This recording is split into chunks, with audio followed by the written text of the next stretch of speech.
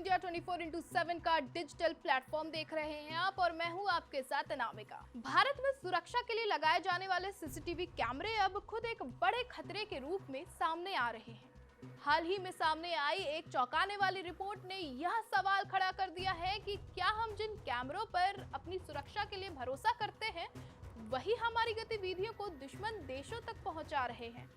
जी हाँ, दिल्ली, हरियाणा और पंजाब जैसे संवेदनशील राज्यों में सीसीटीवी के जरिए जासूसी का एक संगठित नेटवर्क पकड़ा गया है, जिसने सुरक्षा एजेंसियों को अलर्ट मोड पर ला दिया है।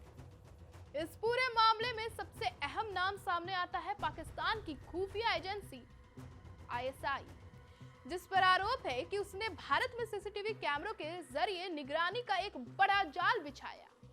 इस नेटवर्क में इस्तेमाल किए गए कैमरे सामान्य नहीं थे, बल्कि ये चाइनीज तकनीक पर आधारित थे। इन कैमरों की खासियत यह थी कि ये इंटरनेट से जुड़े होते हैं और उनकी फुटेज को कहीं भी लाइव एक्सेस किया जा सकता है। जांच में यह भी सामने आया कि ये सीसीटीवी कैमरे सोलर पावर और सिम कार्ड की मदद से चलते थे। इसका मतलब यह है कि इन्हें बिजली या वायर्ड इंटरनेट की जरूरत नहीं थी, जिससे इन्हें कहीं भी आसानी से इंस्टॉल किया जा सकता था। यही वजह है कि इन कैमरों को ऐसे इलाकों में लगाया गया जहां से सेना की गतिविधियों, रेलवे ट्रैक और अन्य रणनीतिक लोकेशनों पर नजर रखी जा सके। कई मामलों में यह भी पाया गया है कि इन कैमरों की फुटेज को सीधे पाकिस्तान भेजा जा रहा था, जिससे वहां बैठे हैंडलर्स रियल टाइम में भारत की गतिविधियों को देख सकते थे।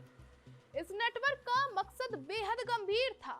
यह केवल सामान्य निगरानी नहीं थी, बल्कि एक सुनियोजित रणनीति के तहत जरूरी सूचनाएं जुटाई जा रही थी। सेना की मूवमेंट, ट्रेन की आवाजाही और संवेदनशील इलाकों की गतिविधियों पर नजर रखकर भविष्य में किसी भी सैन्य या आतंकी योजना के लिए डेटा तैयार किया जा रहा था।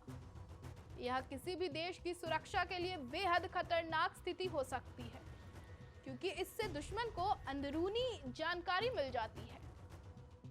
इस मामले में कई जगहों से सीसीटीवी कैमरे बरामद किए गए हैं।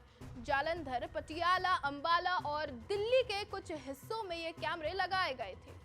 खास बात यह है कि इनमें से कुछ कैमरे 10 से 15 दिनों तक लगातार एक्टिव रहे और डेटा ट्रांसमिट करते रहे बिना किसी के संदेह के।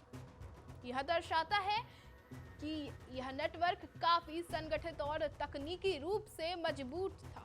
तो वहीं जांच एजेंसियों ने इस मामले में करीब 11 लोगों को गिरफ्तार किया है। इनमें कुछ स्थानीय लोग भी शामिल हैं जो इस नेटवर्क का हिस्सा बनकर काम कर रहे थे। इन्हें आमतौर पर स्लीपिंग सेल कहा जाता है, जो जरूरत पड़ने पर सक्रिय होते हैं।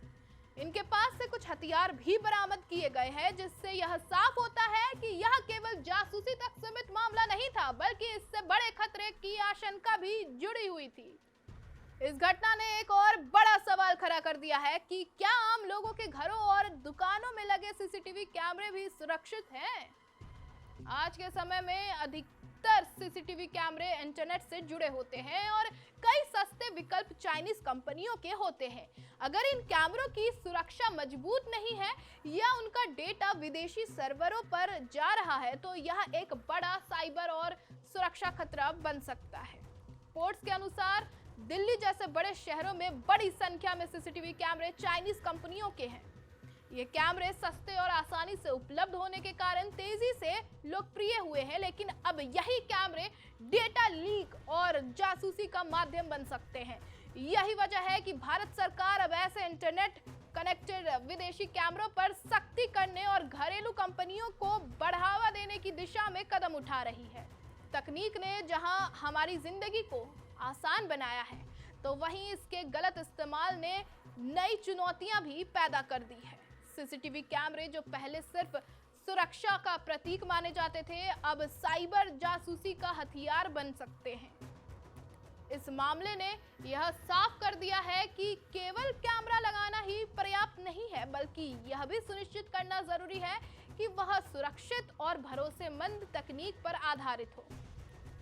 अंत में यह कहना गलत नहीं होगा कि यह घटना एक चेतावनी है, न केवल सरकार के लिए बल्कि आम नागरिकों के लिए भी। हमें यह समझना होगा कि हर सस्ती तकनीक सुरक्षित नहीं होती। अपने घर या ऑफिस में सीसीटीवी लगाने से पहले उनकी कंपनी, डेटा स्टोरेज और नेटवर्क सिक्योरिटी के बारे में पूरी जानकारी लेना जरूरी है, क्योंकि आज के डिजिटल युग में नजर रखना और नजर में आ जाना, इन दोनों के बीच की दूरी बहुत कम हो चुकी है। ऐसे ही डेली अपडेट्स के लिए देखते रहिए न्यूज़ इंडिया।